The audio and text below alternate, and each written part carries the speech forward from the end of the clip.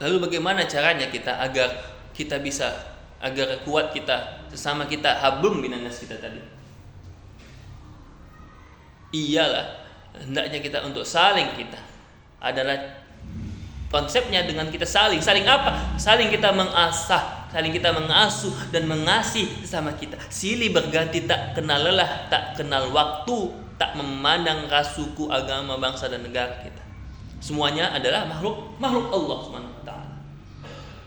Iya, sama-sama kita untuk memberikan satu kontribusi dan kebaikan. Kalau memang ada kelebihan harta kita, orang kaya misalnya, hendaknya dia memperhatikan yang miskin, yang kuat membantu yang lemah, yang memiliki kesejahteraan menolong yang ada di sekitarnya.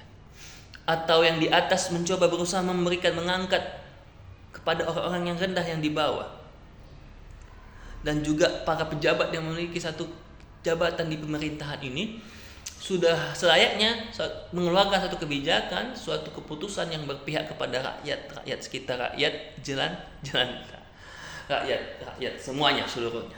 Karena ada satu tagline atau satu simbolis dari konsep-konsep yang mungkin kita kenal dengan konsep sosialis, yang ini sangat berkaitan dengan Islam memang. Dan mereka mengakui bahwa konsep mereka itu banyak diambil dari Islam. Konsep ekonomi sosialis memberikan satu tagline bagaimana hendaknya kita ketika berdiri itu sama tinggi.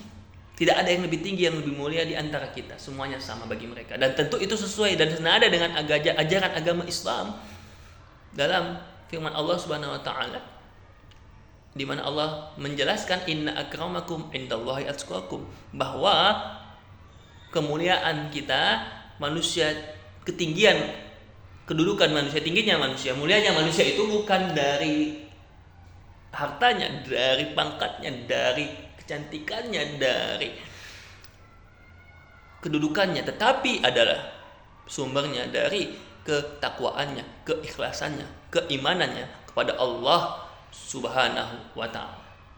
Dan ketika tinggi sama tinggi, ketika berdiri sama tinggi, dan hendaknya saat kita duduklah kita sama rendah, sama rata. Itulah dia konsep yang hendaknya Islam ajarkan.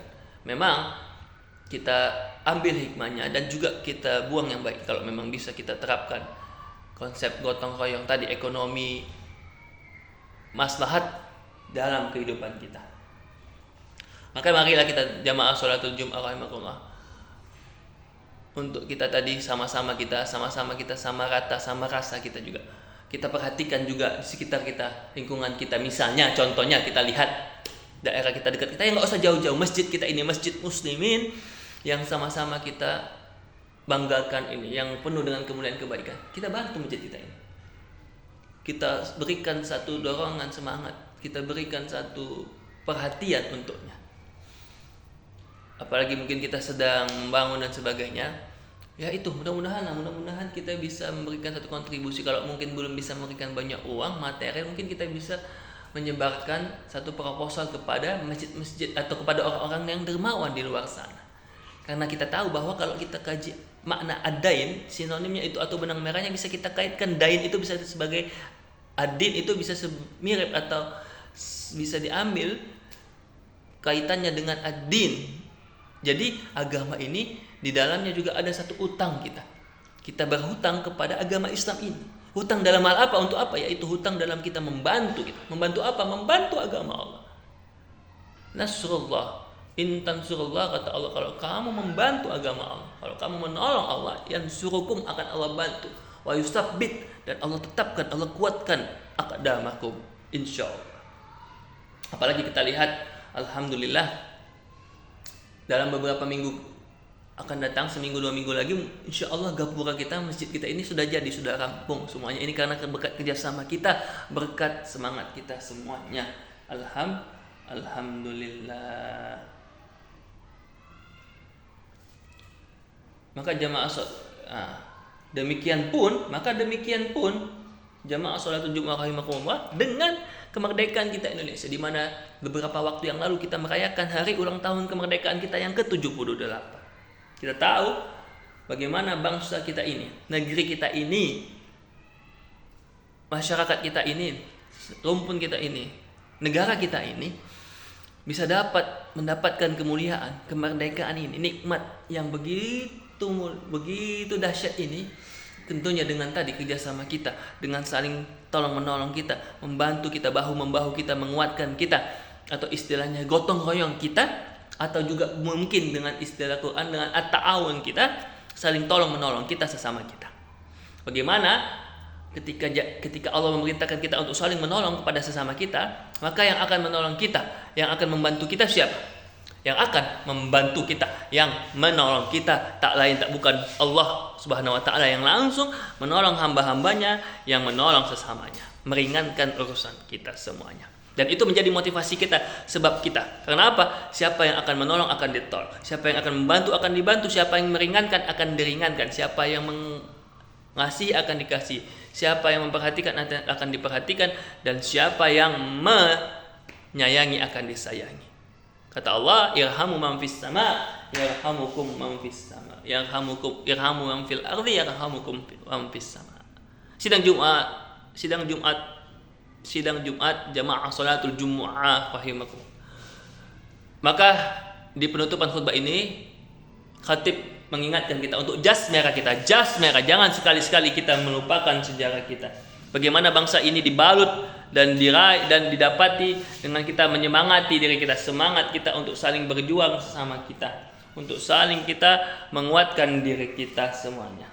Apabila ada satu masalah, apabila ada suatu keadaan, maka jangan sampai kita abaikannya begitu saja. Sama-sama kita ketika ada suatu keberatan atau permasalahan, kesulitan, hendaknya itu menggunakan falsafah yang selama ini kita amalkan. Berat kita sama kita pikul, dan ketika ringan sama kita jinjing semuanya. Itulah yang menjadi ciri khas bangsa kita ini. Dan mudah-mudahan kita bisa membangun bangsa ini, kita bisa juga mempertahankannya dengan keringat kita, dengan darah kita, dengan semangat kita, dengan tekad kita seluruhnya bangsa Indonesia. Yang bisa memberikan moral, bantuan material, maka berilah bantuan material. Kalau memang belum bisa ngasih uang, ngasih bantuan harta, kasih bantuan moral atau ide atau solusi atau perhatian, atau paling enggak saling mendoakan sesama kita.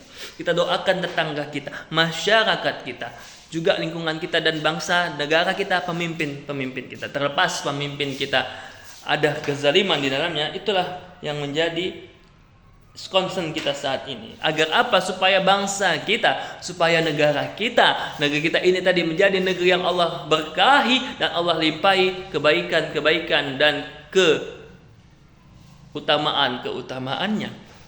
Menjadi negeri yang disebut Quran baldatun thayyibatun wa rabbun ghafur. Dan mudah-mudahan juga bisa menjadi baladun amin. Wa hadza baladul amin insyaallah. Amin amin ya rabbal alamin. Maka inspirasinya, motivasinya jamaah sholatul Jumat rahimakumullah, marilah hendaknya kita terus sama-sama kita menyingsingkan bahu kita, merapatkan saf kita, barisan kita, untuk supaya kita tidak tergoda atau tidak tercerai-berai, tidak terkotak-kotaki sebagaimana dulu menjadi ujian umat Islam. Bagaimana pada saat Nabi Muhammad sallallahu alaihi wasallam berdoa kepada Allah agar umat ini disatukan, tapi Allah tidak mau menghendaki itu. Allah ingin kita yang berusaha sungguh-sungguh agar bisa bersatu, kita bersama-sama. Maka itulah tugas kita untuk merapatkan, untuk menguatkan silaturahmi kita, hablum minanas kita sesama kita. Agar bangsa kita ini mendapatkan satu kebaikan atau suatu cita-cita yang diidam-idamkan founding father kita, yaitu apa? Menjadi bangsa yang gemah rimpah loh jinawi, atau tadi baldatun thayyibatun wa rabbun ghafur, sejahtera rakyatnya, makmur bangsanya, insyaallah. Mudah-mudahan amin amin ya rabbal alamin. Barakallahu walakum. Merdeka.